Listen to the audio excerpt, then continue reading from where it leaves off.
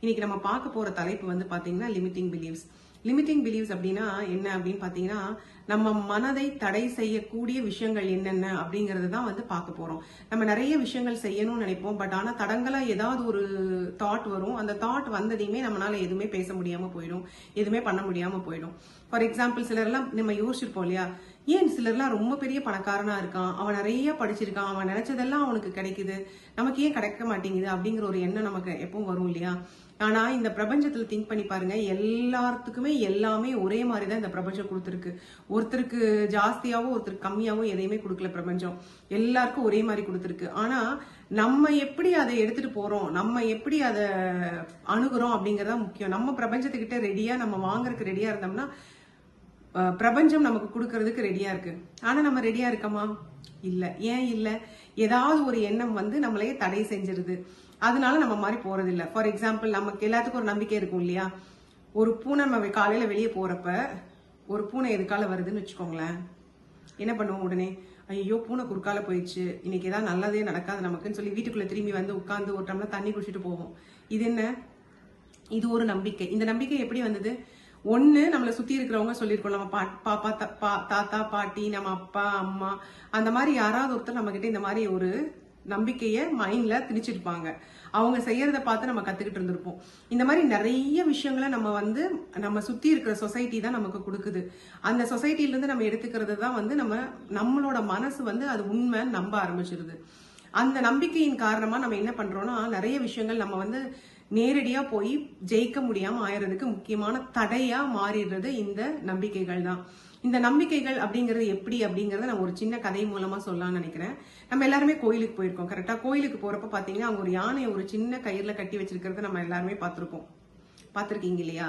நீங்க என்ன நினைக்கிறீங்க? அந்த யானையை விட அந்த கயிறு பலமானதா? அதனால அதை பிச்சுட்டு போக முடியாதா? அதனாலதான் அந்த யானை அங்கேயே இருக்கா?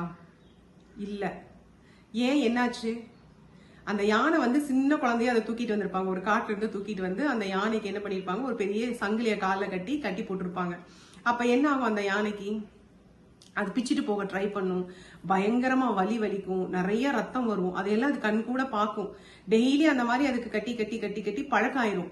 என்ன ஆகும்? ஓவர் பீரியட் ஆஃப் டைம் கொஞ்ச நாள் கழிச்சு பாத்தீங்கன்னு வச்சுக்கோங்களேன், அந்த யானைக்கு வந்து ஒரு சின்ன கயிறு கட்டினாலே அந்த யானையோட மனசுல ஒரு இது வந்துடும், நம்மளால இந்த கைத்தை பிச்சுட்டு போவே முடியாது அப்படிங்கிற ஒரு நம்பிக்கை வந்து அந்த யானைக்குள்ள வந்துடும். இது எதனால வருது அப்படின்னு பாத்தீங்கன்னா, அது சின்ன வயசுல இருந்து அதை பார்த்த அந்த ரத்தம், அதோட வலி, அதை புல் பண்ணிட்டு பிச்சுக்கிட்டு போக ட்ரை பண்றப்போ அதுக்கு ஏற்பட்ட அந்த வலிகளை எல்லாம் யோசிச்சு அந்த யானை பார்த்து அது ஒரு நம்பிக்கையா மாறிடும். அந்த நம்பிக்கை எப்படி ஆயிரும்னா, என்னால இந்த கயிறை பிச்சுட்டே போக முடியாது அப்படிங்கிற மாதிரி. அது மாதிரிதான் உங்களோட நம்பிக்கைகள் எல்லாமே. அந்த யானையோட காலில் கட்டியிருக்கிற அந்த கயிறு மாதிரிதான் நம்மளோட நம்பிக்கைகள் எல்லாமே. நம்ம நினைச்சா ஒரு நம்பிக்கையை பிச்சு போட்டுட்டு இன்னொரு நம்பிக்கையை அந்த இடத்துல சேர்த்த முடியும். புதுசா ஒரு நம்பிக்கையை கொண்டு வந்து ஏற்படுத்த முடியும். நான் சொன்ன மாதிரிதான் நம்ம எல்லாமே நம்ம பாஸ்ட் எக்ஸ்பீரியன்ஸ் மூலமா நமக்கு கிடைச்சதான் நம்பிக்கைகள். இந்த நம்பிக்கைகள்ல எது நல்லது, எது நமக்கு வேணும் வேண்டாம் அப்படிங்கறத நம்ம தான் ஆராய்ச்சி பண்ணி வச்சுக்கணும். எதெல்லாம் வந்து உங்களுக்கு எம்பவர் கொடுக்குற மாதிரி, உங்களுக்கு நம்பிக்கை ஊட்டி தன்னம்பிக்கை கொடுத்து மேலும் வளர விடுதோ அந்த மாதிரி நம்பிக்கைகளை நம்ம வச்சுக்கணும். ஆனா எந்தெந்த நம்பிக்கைகள் எல்லாம் உங்களை முன்னேற விடாம தடைக்கல்லா, இந்த யானையோட காலில் கட்டின ஒரு கயிறு மாதிரி உங்களை தடையா நிக்குதோ, அந்த நம்பிக்கைகளை எல்லாம் நீங்க தான் விட்டெறியணும். இது விட்டெறியறதுக்கு ஒரு நல்ல வழி என்ன அப்படின்னு பாத்தீங்கன்னா, நீங்க உணரணும். அதாவது நீங்க உங்க சைட்ல உணரணும், இந்த நம்பிக்கைங்கிறது நானா தான் கிரியேட் பண்ணிருக்கேன், நான் இந்த நம்பிக்கை கிடையாது, இந்த நம்பிக்கை என்கிட்ட இருக்கு அப்படிங்கிற என்னைக்கு உணர்றீங்களோ அன்னைக்கு உணர்ந்தா இந்த நம்பிக்கையை தூக்கி போட்டுட்டு இன்னொரு புதிய நம்பிக்கையை தூக்கி அந்த இடத்துல வைக்க முடியும். ஆனா நம்ம கிட்ட மோஸ்ட் ஆஃப் த டைம் நம்ம என்ன நினைச்சுக்கிறோம்னா, நான் தான் நம்பிக்கை, என்னோட நம்பிக்கை தான் என்னை வழி நடத்துது அப்படின்னு நினைச்சுக்கிறோம். பட் ஆனா உண்மை அது கிடையாது. நான் முதல்லயே சொன்ன மாதிரி பிரபஞ்சம் எல்லாருக்கும் எல்லாத்தையும் கொடுத்துருக்கு. ஆனா நம்மளோட இந்த லிமிட்டிங் பிலீவ்ஸ் தான் நம்மள ரெக்கை கட்டி மேல பறக்க விடாம கீழே தள்ளி இழுத்துக்கிட்டே இருக்கு. இந்த யானையோட காலில் இழுத்துக்கிட்டே இருக்கு இல்லையா, அது மாதிரி ஒரே இடத்துல நம்மளை நிறுத்தி இருக்கு. நம்ம என்னைக்கு நான் வந்து என்னோட நம்பிக்கை கிடையாது, நான் வந்து என்கிட்ட கொஞ்சம் நம்பிக்கைகள் இருக்கு அப்படிங்கறத எப்போ உணர்றீங்களோ அப்ப அந்த எந்த நம்பிக்கை நமக்கு வேணும், எந்த நம்பிக்கை வேண்டாம் அப்படிங்கறத உங்களால பிரிச்சு பார்த்து ஆராய்ச்சி பண்ணி நம்பிக்கைகளை புதுசா மாத்த முடியும். இந்த நம்பிக்கைகள் எல்லாம் பண்ணிட்டு இருக்கோம்ல, இதை எப்படி வந்து நம்ம ஐடென்டிஃபை பண்ணி ஒர்க் பண்ணலாம் அப்படின்னு பாத்தீங்கன்னா, இதுக்கு பேரு வந்து ஜர்னலிங்னு சொல்லுவாங்க. ஜர்னலிங்னா ஒன்றும் இல்லை, நம்ம வந்து நமக்கு தேவையான விஷயங்களை எல்லாம் எழுதி பார்க்கறது. முதல்லலாம் பாத்தீங்கன்னா அந்த காலத்துல டைரி எழுதுறதை பத்தி நான்லாம் நிறைய கேள்விப்பட்டிருக்கேன். அதாவது என்ன பண்ணுவாங்கன்னா நிறைய பேர் நிறைய ஸ்டோரிஸ் எழுதுவாங்க, இன்னைக்கெல்லாம் என்ன நடந்துச்சுன்னு எழுதுவாங்க.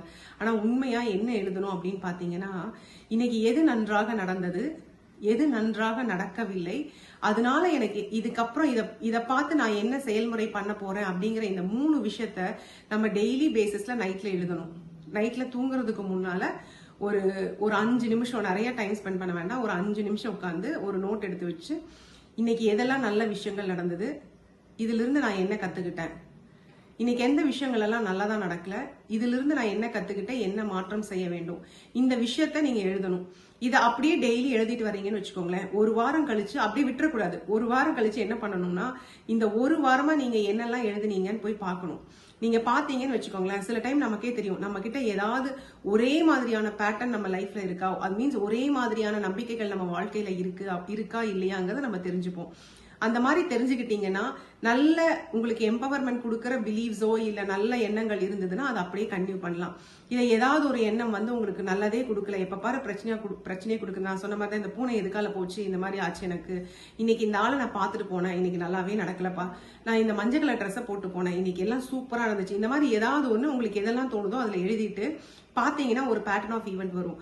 ஒரு வாரம் கழிச்சு நீங்க யோசிச்சு பார்க்கலாம், இந்த விஷயத்த நான் இப்படி மாத்தி செஞ்சேன்னா இனிமேல் எனக்கு கோபம் வராது அப்படிங்கிற மாதிரி ஏதாவது ஒன்று எடுத்துட்டு அடுத்த ஒரு வாரத்துக்கு அது சம்பந்தமான விஷயங்கள் எல்லாத்துலயுமே நீங்க வந்து ஒரு முயற்சி எடுக்கலாம்.